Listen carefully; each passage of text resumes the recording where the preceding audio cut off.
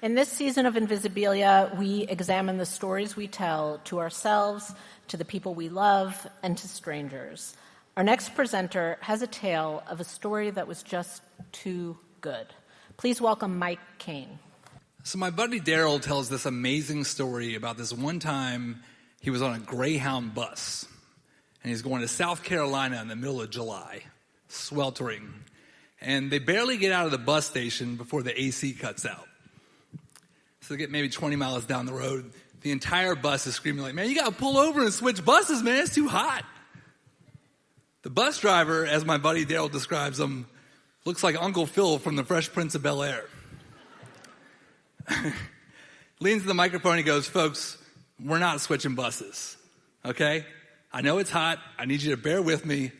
We'll be in South Carolina in 9 hours. So this one young man steps up and he goes, no. Gets up and you know how like on a Greyhound they have the emergency hatch on the ceiling of the bus? He tries to open that to get some fresh air in. And Uncle Phil sees him and he goes, sir? No, okay? I need you to sit down before... And the young man goes, before you do what?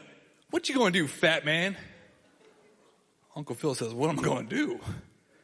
Pulls the bus over 3 lanes of traffic, and in one of the greatest lines ever said outside of a movie, he leans in and he goes, next stop, ass whooping.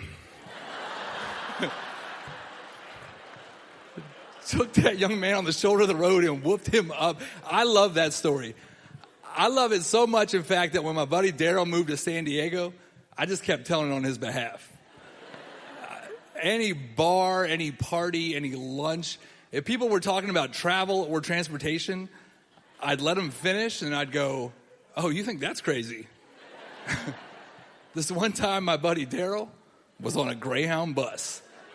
And then I'd launch into the story, and it always killed. This one night, my wife and I, we went to a dinner party. It was a new group of people. We're trying to make a good impression, so we're sitting down there. And after dinner, we're sitting around, we're having a couple of drinks, and they started talking about road trips. Perfect, right? And they're going around the table, and they're telling some incredibly boring stories, actually. Cherish this. It's not all Invisibilia out there. It was so boring, in fact, we almost left. But they finally got around the table with this one really good-looking guy. And he was also coincidentally the only single guy there, and I pretty much hated him. And he actually told a very funny story about this one time that he got piss-wasted drunk in Dewey Beach and convinced a Delaware state cop to drive him all the way home to D.C. in the backseat of his cruiser. It was pretty funny, but I noticed that one person was laughing like way harder than everybody else. And that was my wife.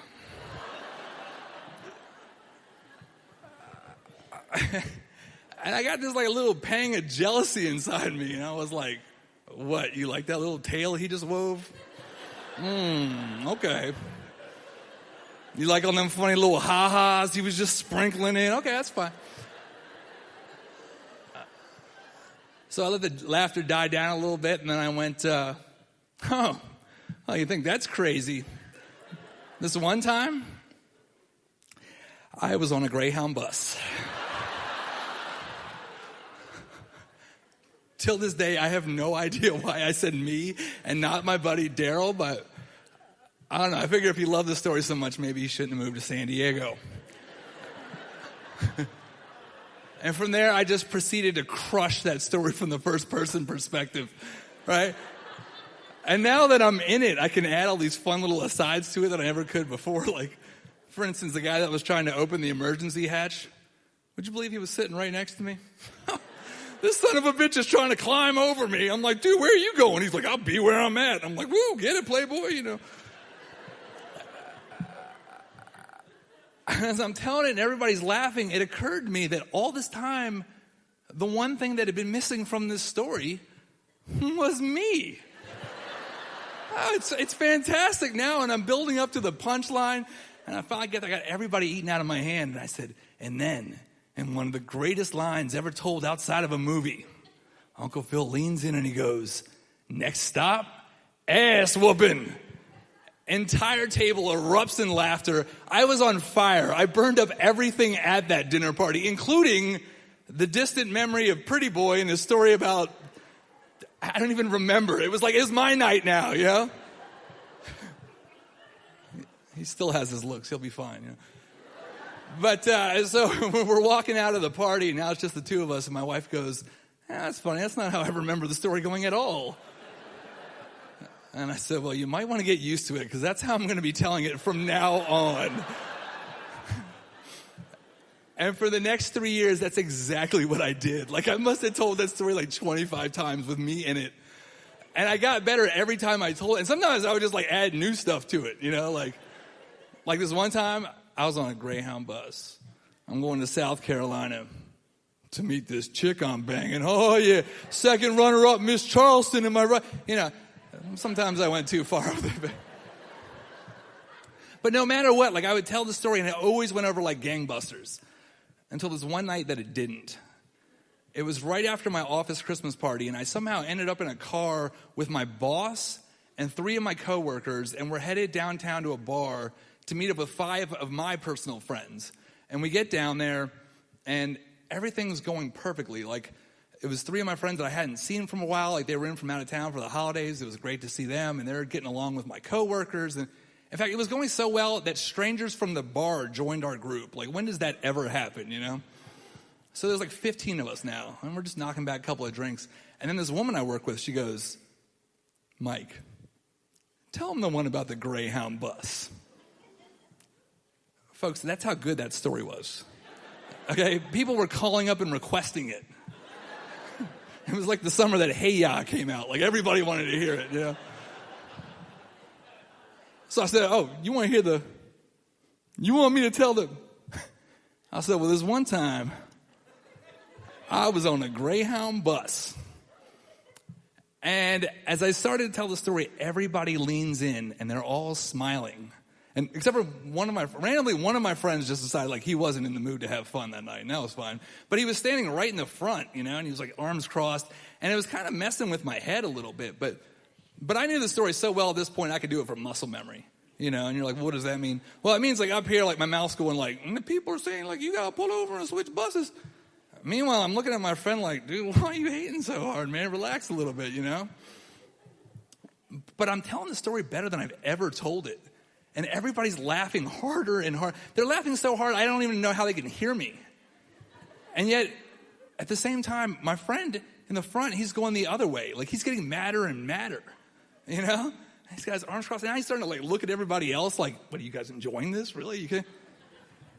And I'm getting to the punchline. I said, dude, if he doesn't like this punchline, somebody needs to check his pulse because he might be dead. This story doesn't miss. So I got everybody and I said, and then, and one of the greatest lines ever said outside of a movie.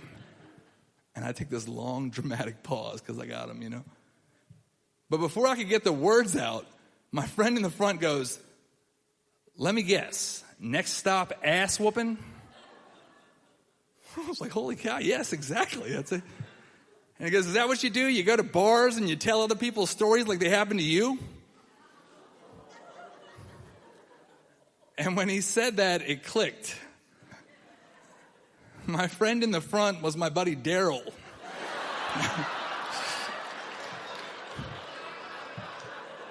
To whom the story had actually happened. And you're probably like, what, you didn't know it was him? No, I totally knew it was him. I talked to him for 45 minutes before that. But that's how far I had detached him from the story. In this version, he was never born. You know? In fact, when he said that, my first thought was this motherfucker's trying to steal my story.